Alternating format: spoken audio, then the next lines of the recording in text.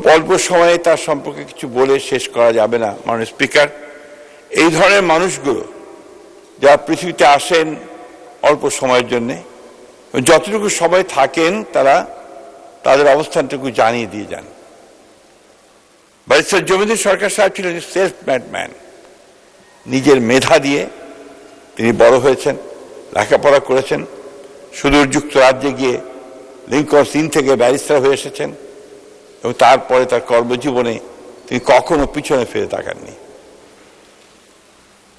Barrister জমিদার সরকার সাহেব এমন একটা জনপদের মানুষ যে জনপদটি স্পিকার অত্যন্ত দরিদ্র লোকের বাস, কিন্তু এই মানুষগুলোর কাছে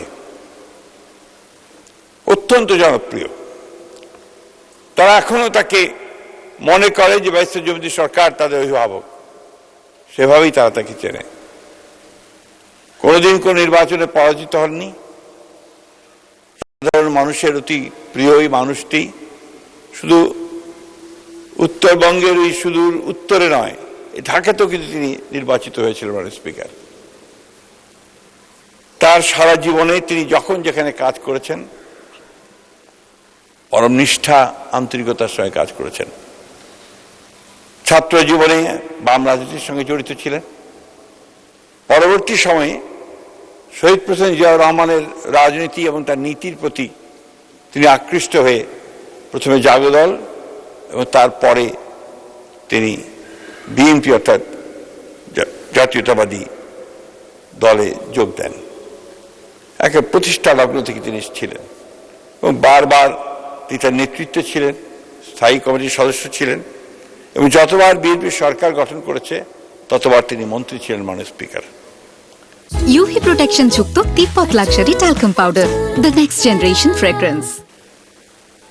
এই মানুষগুলো অত্যন্ত সঠিকভাবে আমাদের ব্যারিস্টার খোকন বলেছেন যে এরা নিজেরা একটি প্রতিষ্ঠান। আইনের ক্ষেত্রে তিনি একটি প্রতিষ্ঠান। আইনের প্রতি তার যে আইনের শাসনের প্রতি তার যে অবিচল আস্থা, গণতন্ত্রের প্রতি তার যে অবিচল আস্থা, এটা আমরা খুব কম দেখেছি মাননীয় স্পিকার।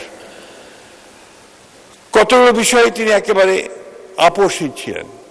সেই বিষয়গুলো ছিল যে গণতান্ত্রিক রাষ্ট্র ব্যবস্থা, গণতন্ত্রের চর্চা এবং গণতান্ত্রিক প্রতিষ্ঠানগুলোকে গড়ে তোলা। অন্যদিকে আইনের ক্ষেত্রেও তিনি একইভাবে ছিলেন। তিনি একদিকে ইতিহাসের ছাত্র ছিলেন, সাহিত্যের ছাত্র ছিলেন, পরে আইনের পেশাকে বেছে নিয়েছিলেন আইনজ্ঞ হিসাবে।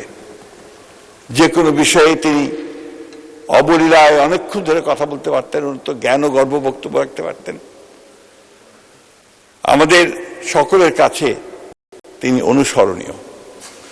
আজকে যখন আমার খুব কষ্ট হচ্ছে, গতকালই আমি আমাদের সহকর্মী ব্যারিস্টার নওশাদ জামির সাহেব, তাকে আমি ফোন করেছিলাম, খবর পেলাম যখন তিনি অসুস্থ হয়ে পড়ে হাসপাতালে গেছেন। আমি যখন তাকে জিজ্ঞেস করলাম, তিনি আমাকে জানান একটু শরীরটা খারাপ হয়েছে, আমরা হাসপাতালে নিয়ে এসেছি। তখন অনেক রাত হয়ে গেছিল, প্রায় 10টা।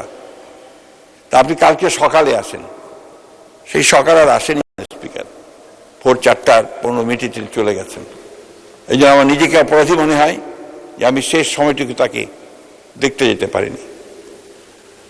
আজকে তিনি আমাদের ছেড়ে চিরকালের জন্য চলে গেলেন। এই পার্লামেন্টে তার অনেক স্মৃতি, এই পার্লামেন্টে অনেক কর্মকর্তা আছেন, কর্মচারী আছেন যাদের চাকরি হয়েছিল তার সময়। তা দেখা হলেই বলে যে স্যার ব্যারিস্টার জমিদার সরকারের হাতে আমাকে চাকরি দিয়েছেন। এটা সবাই তারা আমাকে এটা বলেন, অনেক সময় বলেন। আমি তার বিদেহী আত্মার মাগফিরাত কামনা করছি। পরম করুণা আল্লাহ তাআলার কাছে এই দোয়া চাইছি যে আল্লাহ তাআলা তাকে যেন বেহেশতের সর্বশ্রেষ্ঠ স্থানগুলোর মধ্যে একটিতে তাকে স্থান দেন। তার 3 সন্তান, 3টি আইনের ছাত্র। তার বড় মেয়ে যুক্তরাষ্ট্রে, তিনি আইনের কাজ করেন, কাজ করছেন। ব্যারিস্টার নওশাদ জমির, তিনি আমাদের সহকর্মী, তিনিও সুপ্রিম কোর্টে কাজ করছেন। তার ছোট ছেলে নওফেল, তিনিও আইনেরই ছাত্র। অর্থাৎ আইনের প্রতি তার যে ভালোবাসা, এটা ছিল তার আন্তরিক। সন্তানদেরকে তিনি সেভাবেই ভালোবাসা দিয়ে তৈরি করেছেন। আমি বক্তব্য দীর্ঘ করব না। আমাদের এই জাতীয় জীবনে যখন তাকে আমাদের খুব বেশি দরকার ছিল, আরেকটি বিষয় না বললে অন্যায় হবে, যে তিনি তার দলের প্রতি যে আনুগত্য, রাজনীতির প্রতি যে আনুগত্য, উদার গণতান্ত্রিক রাজনীতির প্রতি তার যে আনুগত্য, এই ব্যাপারে তিনি অবিচল ছিলেন। আমাকে সবসময় একটা কথা বলতেন, ইলেকশন করবে, ইলেকশনের মধ্যে দিয়ে যাবে, ইলেকশন ছাড়া কিন্তু কখনো গণতন্ত্রে পৌঁছানো যায় না। আমি তার কাছে মাঝে মাঝেই যেতাম, তার কাছে পরামর্শ নিতাম। শেষের দিকে যখন তিনি অসুস্থ হয়ে গেলেন, পার্লামেন্ট আমাদের শ্রেণী কমিটির মিটিংয়ে আসতেন, সেই মিটিংয়েও তিনি আমাদেরকে পরামর্শ দিতেন। সবচেয়ে বড় যে জিনিসটা মনে পড়ে, যে যখন দেশনেত্রী এবং খালেদা জিয়া কারাগারে 18 নির্বাচনের আগে, আমরা তখন অনুমতি নিয়ে স্ট্যান্ডিং কমিটির সব সদস্যরা গিয়েছিলাম ম্যাডামের সঙ্গে দেখা করতে পারে কারাগারের মধ্যে। সেখানে তিনি আমাদেরকে, ম্যাডাম জিয়া ব্যারিস্টার জুবিন্দ্র সরকারকে এসে বলেছিলেন যে আপনি তো গণতন্ত্রের মানুষ, গণতন্ত্র যেন টিকে থাকে, গণতন্ত্রের মধ্যে দিয়ে আমরা যেতে পারি, সেই কথাটা সবাইকে বলবেন এবং সেভাবে এগিয়ে চলবেন। তিনি সে চেষ্টাই করেছেন, শেষ পর্যন্ত তিনি সেই গণতন্ত্রের পথেই চলার চেষ্টা করেছেন। আমি সবশেষে আবারও পরম করুণাময় আল্লাহ তাআলার কাছে এই দোয়া চাইছি যে আল্লাহ তাআলা তাকে যেন বেহেশত নসিব করেন এবং তার পরিবারের সদস্যদেরকে সেই ক্ষমতা দেন যেন তারা এই শোক সহ্য করতে পারে। এবং আমরা আমাদের বাংলাদেশ জাতীয়তাবাদী দলের পক্ষ থেকে আন্তরিকভাবে আমরা শোক প্রকাশ করছি এবং তার বিদেহী আত্মার মাগফিরাত কামনা করছি। মাননীয় স্পিকার, আপনাকে ধন্যবাদ।